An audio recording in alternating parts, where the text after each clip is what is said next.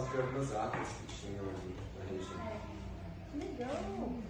E foi isso. Em 1976 ele trouxe para cá. Em 1984 ele foi tombado pelo Instituto de Patrimônio Histórico e Artístico Nacional como patrimônio cultural. Por todo esse valor, né, que ele carrega, porque era aberto à população do bairro todo, assim, que tinha sessões, né, nos horários de visitação. E quando trouxe para cá, continuou aberto ao público. Tanto que quando trouxe para cá, o seu Raimundo também tem até a oficina aqui dele ao lado, se vocês quiserem ver, que é onde ele trabalhava, continuou trabalhando nessas peças, né, ele vinha para cá. Agora, hoje é o Carlinhos e o Célio, que é o pessoal do museu que trabalha nisso, né? Com esse reconhecimento que ele foi passando, que ele deixou para eles. Então, o seu Raimundo faleceu, ele viu, né, o fundamento da peça, que faleceu 4 anos depois. Uma coisa interessante a falar desse tombamento é essa cena aqui, que é o menino Jesus aprendendo com os doutores da lei, e ela tem um espacinho, um pininho mesmo, tipo um lugar onde colocaria uma peça, né? E aí essa peça, quando ele falece em 1888, ela estava em manutenção na oficina dele. Então ela fica ali como uma memória mesmo desse significado do tombamento, dessas exigências mesmo do tombamento, para manter como a obra foi terminada, concluída pelo seu autor. E aí ela fica ali como uma exposta, né, representando esse tombamento, que viria a fazer parte exatamente dessa cena.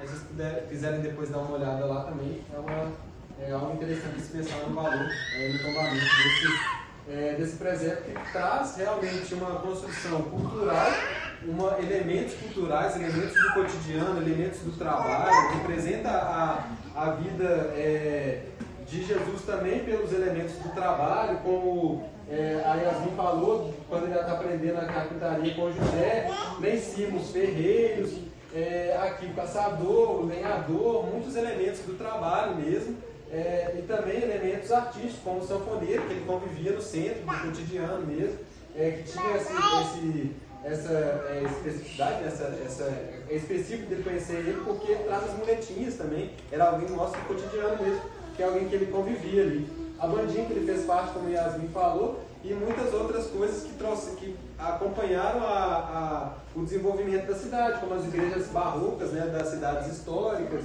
o carrossel, que é representado como atrair as crianças da época, representado em obras como Capitães de Areia, de Jorge Amado, e também todo esse algo que ele também conviveu ali, também frequentou e trouxe um significado para ele. E é isso, gente. Tem mais alguma cena que tenha chamado a atenção de vocês? Que vocês queiram alguma exposição mesmo? Lá em cima é a crucificação. Aqui embaixo tem os guardas. Esse é o Monte Getsemane. Quando ele é preso, antes da crucificação, quando Pedro corta a orelha do soldado, ele cura a orelha do soldado, tem até o soldado com a mão na orelha, que é quando ele realmente, no último monte, lá no Sinai, agora eu confundo, mas eu acho que o Monte Getsemane foi quando ele sai para a última oração, e ali naquele mesmo monte, que é composto por outros montes, né, que remetem essa última, quando ele é realmente preso pelos soldados, que vai terminar. Ali, quando Pedro nega a Cristo, né, quando ele está para Pôncio Pilatos, aqui Pedro negando a Cristo, aí ele ali mostra ele de frente para Pôncio Pilatos, e mostra também Judas sendo se enforcando no sofrimento humano mesmo, a sensibilidade, o Sr. Raimundo retratar isso, sensibilidade também que eu gosto de falar, desse burrinho sendo ferroado assim, colocando a ferradura do lado ao contrário, ela está um pouquinho escondida aqui, mas o burrinho ele se completa aqui com Maria, fugindo, o mesmo burrinho para o lado contrário dos soldados, e essa cena é muito consequência daquela cena que mostra com a sensibilidade dele de retratar essa cena, que é quando as crianças são pegas, para tentar impedir a profecia, Herodes manda prender as crianças e Maria tem que fugir para o Egito, no burrinho ferroado com a ferradura ao contrário. Isso assim, mostra realmente essa sensibilidade e essa profecia que viria a terminar na crucificação. que traz os elementos da vida, o que aconteceu quando ele foi aprendendo, o ofício mesmo, a Santa Ceia. Então são muitos elementos mesmo que trazem esse detalhe, tanto cultural quanto o detalhe das retratações bíblicas mesmo. Duas coisas antes da cena começar.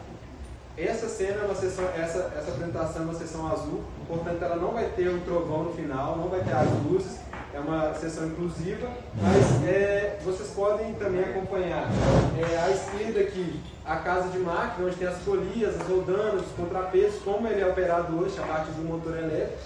E é isso, gente, que é uma boa sessão.